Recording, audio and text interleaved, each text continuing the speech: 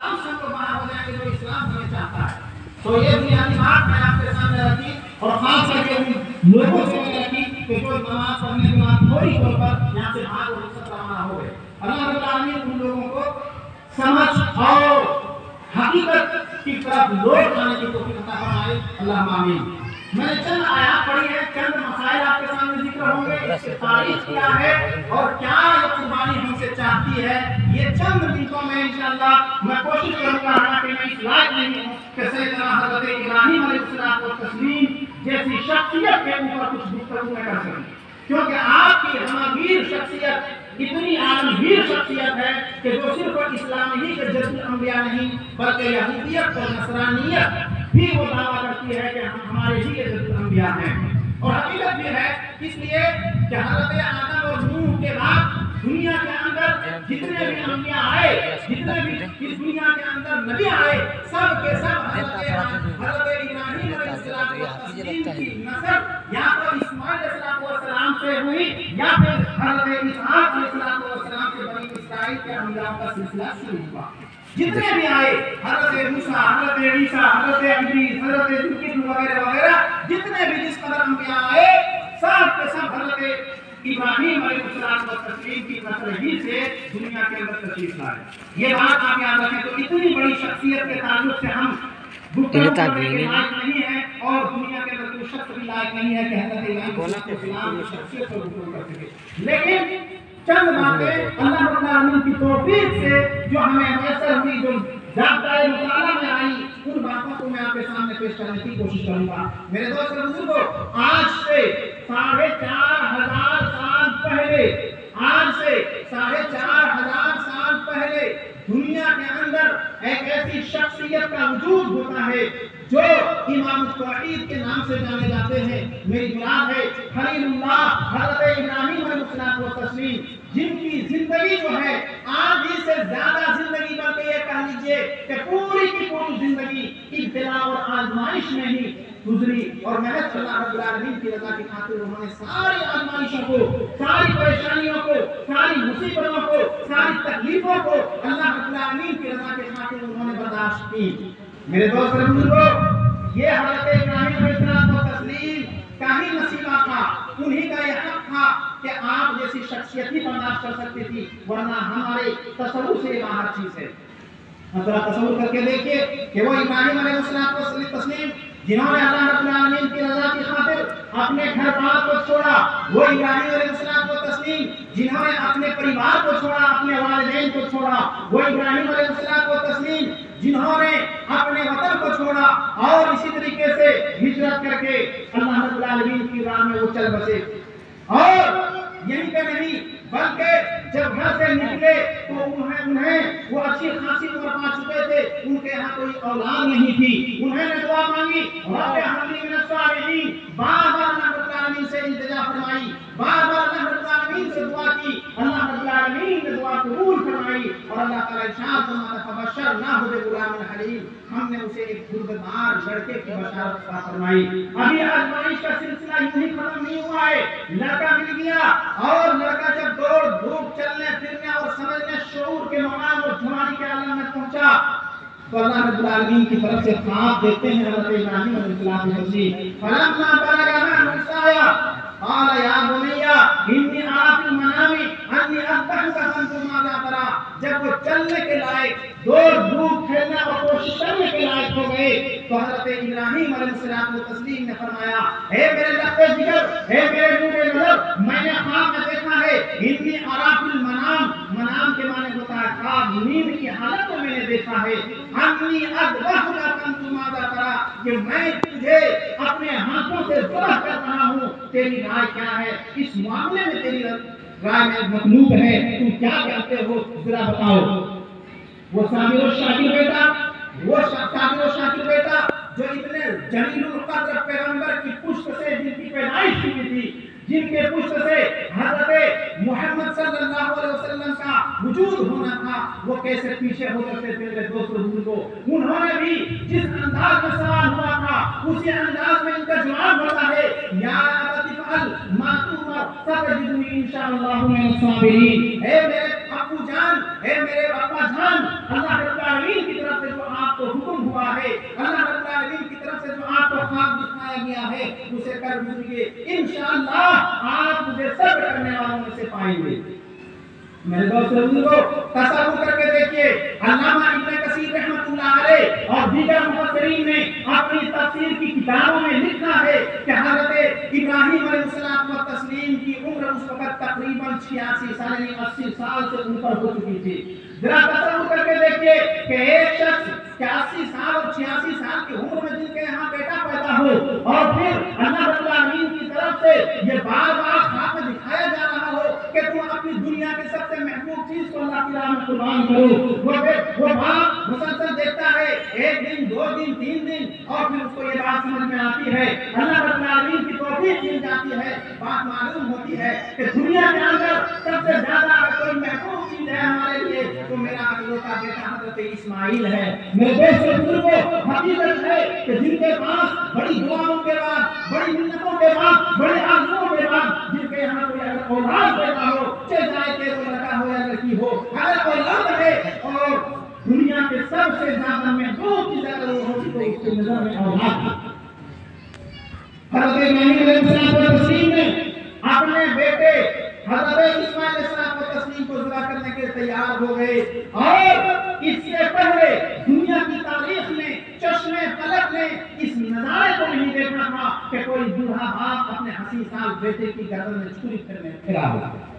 یہ حضرت ابراہیم علیہ السلام کی وہ شخصیت ہے کہ جنہوں نے اپنے گھر بار کو چھوڑا، جنہوں نے بڑی بڑی قربانیاں دی، بڑی مصیبتیں اٹھائی، حضرت ہاجرہ اور حضرت اسماعیل کو جا کر کے بے آب و کیا مکہ کی سرزمین میں رکھا۔ وہی ابراہیم کہ جنہیں آگے چل کر کے دنیا کے 1/3 دنیا سے زیادہ کہ جب انبیاء بنا تھا، میرے دوست بزرگوں، وہ ابراہیم علیہ السلام کے تسلیم سے اللہ رب العالمین کی خاطر، اللہ کی رضا حاصل کرنے کی خاطر اپنے نور نظر لب کے جگر حضرت اسماعیل علیہ السلام کی گردن میں چھری پھیرتے ہیں، اور چھری پوری کوشش اور اپنے پوری طاقت کے ساتھ پھیرتے ہیں، مگر چھری کام کرنا بھول جاتی ہے۔ چھری کاٹتی نہیں ہے۔ آپ کو معلوم ہوگا کہ اگر کسی چیز کے اندر کوئی کمال ہے، کوئی حسن ہے، کوئی طاقت ہے تو وہ طاقت اس کی اپنی نہیں بلکہ وہ عطائی ہے، اللہ رب العالمین سے عطا کرتا ہے۔ آگ کے اندر اگر جلانے کی صلاحیت ہے تو وہ اللہ رب العالمین سے عطا کرتا ہے۔ اللہ کا اگر حکم ہو جائے تو وہ ٹھنڈی بن جائے، جیسا کہ حضرت ابراہیم علیہ السلام و تسلیم کو قوم کے بدماشوں نے، قوم کے ظالموں نے آگ میں پھینکا تھا، اور اللہ رب العالمین کا حکم ہوا کہ یا نار کونی بردا سلام علی ابراہیم، اے آگ تو سلامتی اور ٹھنڈی والی بن جا۔ حضرت ابراہیم کے اوپر آگ نے جلانا چھوڑ دیا، کام کرنا بھول گئی۔ وہی اللہ رب العالمین کا حکم ہوتا ہے کہ چھری سے کام کرنا بھول جا۔ حضرت ابراہیم علیہ السلام کو تسلیم مسلسل کوشش کرتے ہیں مگر کوئی بھی بال دیکھا نہیں ہوتا ہے، کوئی دھواں نہیں کرتا ہے۔ اللہ رب العالمین کی طرف سے ندا آتی ہے، یا ابراہیم قد صدقت رؤیا انک ذلک نجزی المحسنین، اے ابراہیم تو نے اپنا ہاتھ سچ کر دکھایا، ہم نیکوکاروں کو ایسا ہی بدلہ دیا کرتے ہیں۔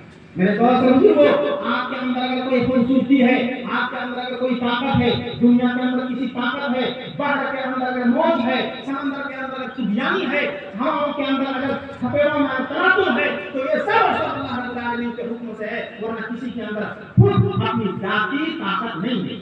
چاہے وہ طوفان ہو، چاہے وہ سمندر کی لہریں ہو، چاہے وہ بڑے سے بڑے طاقتور چیز کیوں نہ ہو، یہ سب اللہ رب العالمین کی عطا کردہ نعمت ہے، اللہ تعالیٰ کی عطا کردہ چیزیں ہیں۔ معلوم یہ ہوا میرے دوست بزرگوں اس واقعے سے کہ اللہ رب العالمین نے اپنے پیارے نبی حضرت ابراہیم علیہ السلام کو تسلیم سے محبوب چیز کا مطالبہ کیا، اور اس محبوب چیز حضرت ابراہیم علیہ السلام کو تسلیم کی نگاہ میں سوائے ان کے بیٹے کے اور کوئی چیز نہیں تھی، اور انہوں نے اللہ رب العالمین کی رضا کی خاطر قربان کرنے کے لیے تیار ہو گیا۔ میرے دوست بزرگوں، اس واقعے کے اندر بڑا درس ہے کہ اللہ رب العالمین محبوب چیزوں کو اللہ تعالیٰ پسند کرتا ہے، پاک چیزوں کو پسند کرتا ہے۔ اللہ تعالیٰ فرماتا ہے کہ ہمیں اللہ کے یہاں خون، اللہ رب العالمین کے یہاں گوشت، اللہ رب العالمین کے یہاں تمہارے جو قربانی کرتے ہو اس کی نہ ہڈیاں اور نہ گوشت پہنچتے ہیں بلکہ تمہارے دلوں کا تقویٰ پہنچتا ہے۔ اللہ ارشاد فرماتا ہے لن ينال الله لحومها ولا دماؤها ولكن يناله التقوى منكم، ہرگز تمہاری جو قربانی جو کرتے ہو نہ اس کے گوشت پہنچتے ہیں نہ اس کے خون پہنچتے ہیں بلکہ تمہارے دلوں کا تقویٰ پہنچتا ہے۔ تو اصل چیز قربانی کے اخلاص ہے. ہم آپ اگر قربانی کریں تو اخلاص یعنی یہ مد نظر ہو کہ ہم اللہ رب العالمین کی خوشنودی حاصل کرنے کے لیے کر رہے ہیں، کسی بھی ایرے گیرے کے نام سے نہیں، کسی کا شائبہ ذہن میں نہ ہو، کسی کا وجود، کسی کی ذات کا وجود ذہن میں نہ ہو، محض اللہ رب العالمین کی رضا اور اللہ رب العالمین کی توفیق اور اللہ رب العالمین کی خوشنودی مطمئن نظر ہو. میرے دوستوں کو بہت سارے لوگ ایسے ہوتے ہیں جو قربانی کا موٹا تازہ خرید لیتے ہیں، لیکن سوائے وہ اس کو موضوع گفتگو اور اس کے چرچا کے سوا ان کے دماغ میں کچھ نہیں ہوتا ہے. وہ اپنے چرچا کرتے ہیں.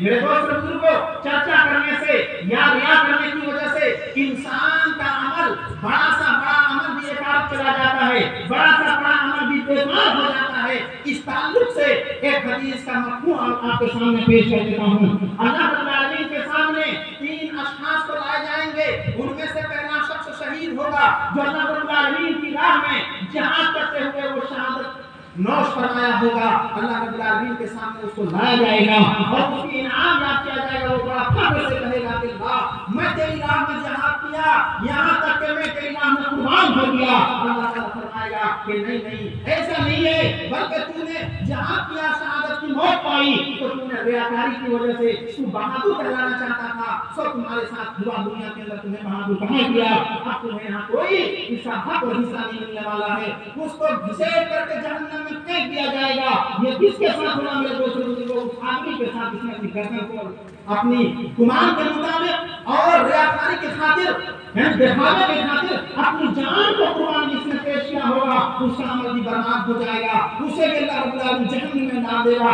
دوسرا شخص لایا جائے گا، سب کا خیرات کرنے والے کو لایا جائے گا. اس کو بھی اپنے انعام اللہ تعالیٰ یاد دلائے گا اور وہ کہے گا کہ اللہ ہم تیری راہ میں بہت سارا قربان کیے ہیں، پیسے خرچ کیے ہیں، مال دولت کو لٹائے ہیں. اللہ تعالیٰ فرمائے گا تو سچی کہنا چاہتا تھا، سو تیرے ساتھ ہوا. آج تیرے لیے یہاں کوئی حصہ نہیں ہے، تیرے یہاں کوئی نصیبہ نہیں ہے. تو نے ریاکاری کری تھی، اس کا بدلہ تمہیں دنیا کے اندر مل گیا. آج تیرے حصہ میں جہنم ہے، اسے بھی گھسیٹ کر کے جہنم میں ڈال دیا جائے گا. تیسرا شخص عالم دین، حافظ قرآن عالم دین کو لایا جائے گا. اس کو بھی اپنے انعام اللہ تعالیٰ یاد دلائے گا اور وہ کہے گا کہ اللہ ہم نے تیری رضا کی خاطر علم دین کو حاصل کیا تھا. اللہ فرمائے گا نہیں تو نے علم حاصل اس لیے کیا تھا تاکہ دنیا کے اندر تو بڑا پاور خطیب کہلایا جائے، بڑا عالم دین کہلایا جائے، لوگوں کے درمیان کوئی شہرت ہو. سب تمہارے ساتھ دنیا کے اندر ہوا. آج کے لائے کوئی حصہ اور نصیبہ نہیں ہے، اسے بھی جہنم کے اندر ڈال دیا جائے گا. معلوم یہ ہوا اس واقعے سے کہ انسان کا چاہے بڑا سا بڑا عمل کیوں نہ ہو، اگر اس کے اندر ریاکاری شامل ہو جاتی ہے تو اللہ رب العالمین کی بارگاہ میں وہ عمل ٹھکرا دیا جاتا ہے. اللہ رب العالمین کی بارگاہ میں اسے چھوڑ دیا جاتا ہے، اسے مردود قرار دیا جاتا ہے، ریجیکٹ قرار دیا جاتا ہے. اس لیے میرے دوست بزرگوں کو قربانی کے اندر سب سے پہلی چیز اخلاص ہونا ضروری ہے. اخلاص اگر ہے آپ کی نظر میں تو اللہ رب العالمین کو بولے. دوسری چیز کہ قربانی جو کر رہے ہیں وہ پاک کمائی اور حلال طیب ہو. پاک کمائی سے اگر نہیں ہے تو یاد رکھیے کہ اگر آپ پورے گاؤں کی طرف سے اگر قربانی کریں گے اللہ رب العالمین کو کوئی مطلب نہیں ہے. اللہ کا فرمان ہے، واضح ارشاد ہے، انما يتقبل الله من المتقين. اللہ پرہیزگاروں کی قبول کرتا ہے. ان اللہ طیب لا یقبل الا طیبا. اللہ پاک ہے اور پاکی کو قبول فرماتا ہے. لہذا اگر کوئی شخص چوری کے پیسے سے قربانی کرتا ہو، ڈکیتی کے پیسے سے قربانی کرتا ہو، ATM کے پیسے سے قربانی کرتا ہو، موٹے سے موٹے تازہ سے تازہ بکرا اور بچڑا خرید کر کے لا کر کے قربان کرتا ہو، اللہ رب العالمین کو اس کی کوئی حاجت نہیں ہے، کوئی ضرورت نہیں ہے. میرے دوستوں بزرگوں، کتنے لوگ ایسے کمائیوں سے آج ملوث ہیں اور حرام اور ناجائز اور جائز طریقے کو مہیا میں کیے ہوئے ہیں. ایسے لوگوں کے لیے یہ پیغام میں دینا چاہوں گا کہ میرے دوستوں بزرگوں، آپ اگر اللہ رب العالمین کے اطاعت و عبادت نہ کریں گے تبھی اللہ تعالیٰ رزق سے محروم نہیں فرمائے گا. کیونکہ اللہ رب العالمین کی مہربانی عام دنیا کے اندر، چاہے وہ امیر ہو، چاہے وہ غریب ہو، چاہے وہ مومن ہو، چاہے وہ کافر ہو، چاہے وہ مرد ہو، چاہے وہ عورت ہو، چاہے وہ بچہ ہو، چاہے وہ دنیا کے اندر کسی کونے کے اندر ہو، رزق کی ذمہ داری اللہ رب العالمین کے لیے ہے، کے اوپر ہے. وہ کیسے رزق فراہم فرماتا ہے ایک واقعہ آپ کے سامنے پیش کرتا ہوں. بڑا دلچسپ واقعہ ہے، بڑا ہی عبرت انگیز واقعہ ہے. ذرا غور سے سنیں گے انشاءاللہ العزیز. بڑی سبق آموز واقعہ ہے. کیسے اللہ رب العالمین روزی کو پہنچاتا ہے. ذرا تصور کر کے دیکھیں. آپ اللہ کی عبادت کریں یا نہ کریں، آپ اللہ کے فرمان بردار بنیں یا نہ بنیں، کمائیں، آپ حلال سے کھائیں یا نہ کھائیں، آپ حرام پر زندگی بتائیں، رزق اللہ رب العالمین روکنے والا نہیں ہے، آپ کی زندگی اللہ رب پار لگا دے گا. لیکن اس کے بعد والی زندگی جو ہوگی بڑا کٹھن ہوگی، بڑا مرحلہ سخت ہوگا میرے دوستو. کیسے اللہ تعالیٰ رزق پہنچاتا ہے اس واقعہ کو میں آپ کے سامنے پیش کرتا ہوں. ڈاکٹر محمد علی طنطاوی رحمۃ اللہ علیہ بہت بڑے عالم مفکر ہیں، عرب کے بہت بڑے عالم دین ہیں، دائی ہیں، مبلغ ہیں، اسلام کی تبلیغ کرنے والے ہیں. وہ کابل کے اندر ہیں. یہ افغانستان کی راجدھانی کابل ہے. وہاں کی وزارت خارجہ کی طرف سے فون آتا ہے کہ آپ کو فوری طور پر آپ کو تاشکند آپ کو جانا ہے روس ہوتے ہوئے. روس کابل سے تقریباً 4000 کلومیٹر کی دوری پڑتا ہے. آپ گوگل پر سرچ کر سکتے ہیں، 3600 کلومیٹر کی دوری دکھاتا ہے. یعنی روس آپ کو جانا ہے ایک ضروری کام سے. وہ دائی ہیں، مبلغ ہیں، اسلام کے پرچارک ہیں. ان کو فکر ہوتی ہے کہ روس جو ہے ایک غیر اسلامی ملک ہے، ہندوؤں کی آبادی ہے، وہاں میں کس کا کھانا کھاؤں گا، بڑا مسئلہ ان کے سامنے آ جاتا ہے. گھر آتے ہیں بیگم صاحبہ ان کے لیے دیسی 2 مرغیاں بنا کر کے دیتی ہیں. 2 مرغیاں بنا کر کے دیتی ہیں، کہتی اور کہتی ہیں کہ جب تک کام چلے اسی سے کام چلانا ہے، باقی اللہ رب العالمین کے حوالے وہ اللہ تعالیٰ پار لگا دے گا. یہ ابھی تاشکند پہنچتے ہیں. ازبکستان کے ایک شہر ہے تاشکند، جہاں بخارا ہے، جہاں امام بخاری رحمۃ اللہ علیہ کو پیدا ہونے والے ہیں. تاریخ وغیرہ ہم لوگ پڑھتے نہیں، اس لیے بہت ساری باتیں ہم بتا بھی نہیں سکتے ہیں.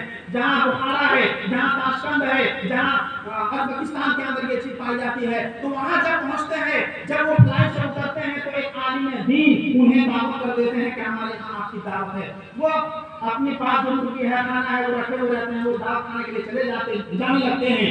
اسی اسنا میں، اسی درمیان میں بہت سننے والی بات ہے، اسی درمیان میں انہیں نظر آتا ہے کہ ایک لڑکاتی ہوئی بوڑھی ہے، اس کے چند بچے ہیں اور سڑک کے کنارے وہ کھڑی ہے، بھوک کے پیاس سے نڈھال ہے. وہ عالم دین کی نظر پڑتی ہے. وہ اپنے تھیلے سے، اپنے بستے سے وہ مرغیاں جو ان کو بنا کر کے دی گئی تھی اور کھانے جو دیے گئے تھے وہ نکال کر کے اس بوڑھی ماں کو دے دیتے ہیں اور آگے بڑھ جاتے ہیں. اور پھر اس کے بعد جب وہاں عالم دین کے یہاں سے دعوت ختم ہوتی ہے، پھر کابل سے فون آ جاتا ہے وزارت خارجہ کے پاس کہ جس کام کے لیے آپ کو بھیجا گیا تھا وہ آپ آ جائیں، کام ہو گیا ہے. وہ پہنچ جاتا ہے واپس. اس سفر کا کوئی نتیجہ سامنے نہیں آتا کہ آخر گیا اور چلا آیا بجٹ کیا ہے. کون تمہاری بات ہے نوٹ کیجیے گا اللہ تعالیٰ کیسے رزق پہنچاتا ہے. شیخ سعدی مدینی رحمۃ اللہ علیہ کہتے ہیں کہ اس 4000 کلومیٹر سفر کا نتیجہ اور رزق سوائے اس کے کچھ نہیں آیا کہ ایک بھوکی ماں سڑک کے کنارے اپنے چند بچوں کے سامنے ساتھ میں کھڑی تھی اور اللہ رب العالمین نے کیسے رزق کو انتظام فرمایا کہ 4000 کلومیٹر کی دوری سے ایک صاحب، ایک مبلغ، ایک دائی، ایک قرآن بتانے والا 2 مرغیاں دیسی بناتا ہے اور اس بھوکی ماں کو جا کر کے پہنچا کر کے آتا ہے اور پھر وہ اسی سفر سے واپس آ جاتا ہے. کوئی سفر کا حاصل نہیں سوائے اس کا کہ اللہ رب العالمین نے اس طریقے سے اس بوڑھی ماں کا 4000 کلومیٹر میں رہنے والی ماں کا اور ان بچوں کے روزی کا انتظام فرما دیا. میرے دوستوں بتائی واپس آ جاتے ہیں. آپ نے دیکھا کہ کس طریقے سے اللہ رب العالمین روزی کو اللہ تعالیٰ پہنچا دیتا ہے. اس لیے کہتے ہیں کہ کھانے والوں کا کھانے جانے پر لکھا ہوا کھانے والوں کا نام. ہم نے